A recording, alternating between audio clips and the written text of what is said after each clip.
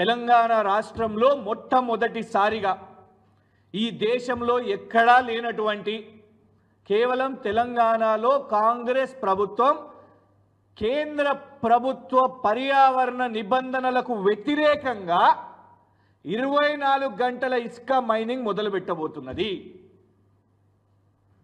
తమ్ముళ్లకు ఖజానా నిండాలి కాబట్టి 24 గంటల ఇసుక మైనింగ్, అది మేంగా చెప్పేది. వాళ్ళ కార్పొరేషనే ఇవాళ అందరి అధికారులకు ఇప్పటి నుంచి staff shall work in 3 shifts.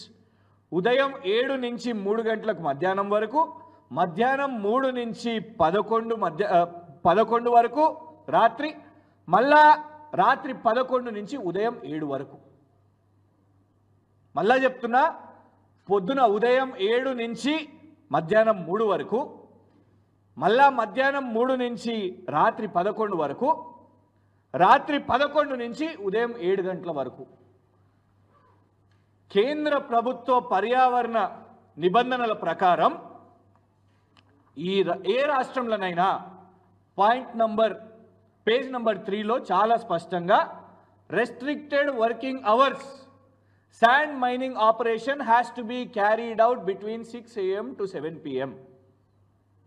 కేవలం ఉదయం 6 నుంచి సాయంత్రం 7 వరకు. తెలంగాణలో అయితే 6 గంటల వరకే స్టాక్ యార్డ్ బంద్. ఎంత క్వాంటిటీ మిగిలింది, ఎంత క్వాంటిటీ తీసుకున్నారు, ఇవాళ వచ్చిన ఆదాయం ఏంటిది అనేది లెక్కలు వచ్చేస్తాయి. 6 గంటలకు తెలంగాణ రాష్ట్రంలో స్టాక్ యార్డ్ బంద్ చేస్తారు. కేంద్ర ప్రభుత్వ నిబంధనల ప్రకారం, పర్యావరణ నిబంధనల ప్రకారం 7 గంటలకు ఇసుక మైనింగ్ ఆపేయాలి. కానీ 24 గంటల ఇసుక మైనింగ్ తమ్ముళ్లకు నడుస్తూనే ఉండాలి, నాన్ స్టాప్, జేబులు నిండుతూనే ఉండాలి, ఇసుక కొడుతూనే ఉండాలి ఊర్లలోకి వెళ్ళి. ఎందుకు 24 గంటలు ఉండదంటే, ఈ మూర్ఖపు రేవంత్ రెడ్డి ప్రభుత్వానికి సోయి కూడా లేదు. రాత్రులల్లా మొత్తం డంపింగ్ అయిపోయిన తర్వాత ఈ హెవీ వెహికల్స్ సిటీలోకి వాళ్ళకు టైమింగ్స్ ఉంటాయి, ఎప్పుడు పడితే అప్పుడు రాలేరు.